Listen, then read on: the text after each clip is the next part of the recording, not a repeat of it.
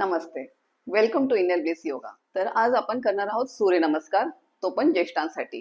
ज्येष्ठांसाठी किंवा ज्यांना खाली बसता येत नाही, ज्यांना गुडघेदुखीचा प्रॉब्लेम आहे, अजून काही त्रास आहेत ज्याच्यामुळे खाली बसता येत नाही, ते चेअरवर बसून किंवा सोफ्यावर बसून तुम्ही आरामात सूर्यनमस्कार करू शकता.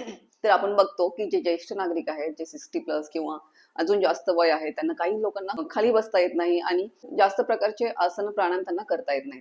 एकदा वय झाल्यानंतर आपण बऱ्याचशा शारीरिक आणि मानसिक प्रॉब्लेम्सला फेस करत असतो. तर त्यावेळी आपल्याला योगा करणे हे शारीरिक आणि आपल्या मानसिक हेल्थसाठी खूप चांगला असतो.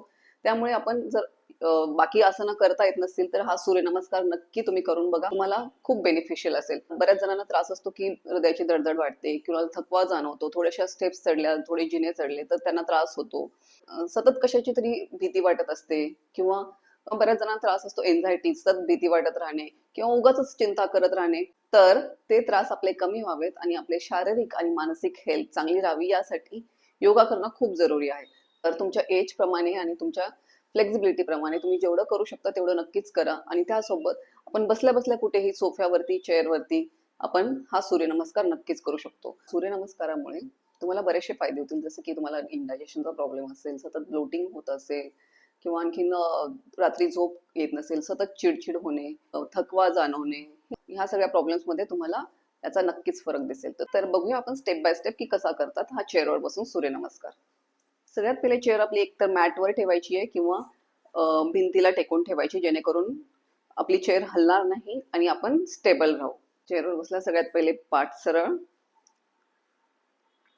दोन्ही हात जॉईन करायचे आणि आपल्या ब्रीथवर फोकस करायचा. ब्रीदिंगला नॉर्मल करायचं. Breath in, breath out. श्वास घ्यायचा आहे आणि स्लोली श्वास सोडायचा आहे.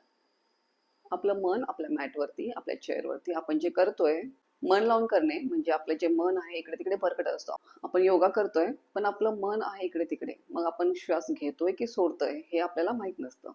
तर त्याच्यासाठी आपण आपल्या ब्रीथवर फोकस करणं जरुरी आहे. Eyes open. आता आपण दोन्ही हात वर घेऊन जाणार आहोत. बॅक बेंड, बॅकला थोडासा आर्च करायचंय आणि वरती बघायचंय.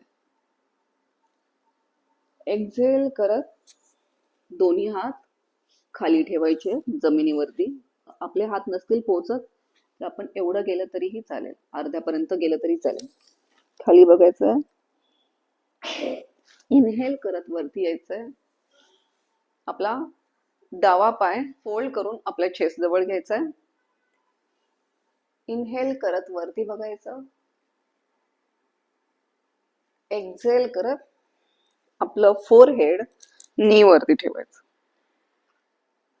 समोर बघायचंय परत आणि डावा पाय खाली ठेवायचा. परत दोन्ही हात वरती घ्यायचे. इनहेल करत आणि एक्झेल करत खाली पायांच्या जवळ आपले हात ठेवायचे. परत इनहेल करत वरती यायचंय. आता आपण उजवा पाय चेअरवर ठेवायचा आहे आपल्या चेस्ट जवळ, दोन्ही हाताने पकडून. इनहेल करत वरती बघायचं. एक्झेल करत परत आपलं फोरहेड आपल्या नी वरती ठेवायचं.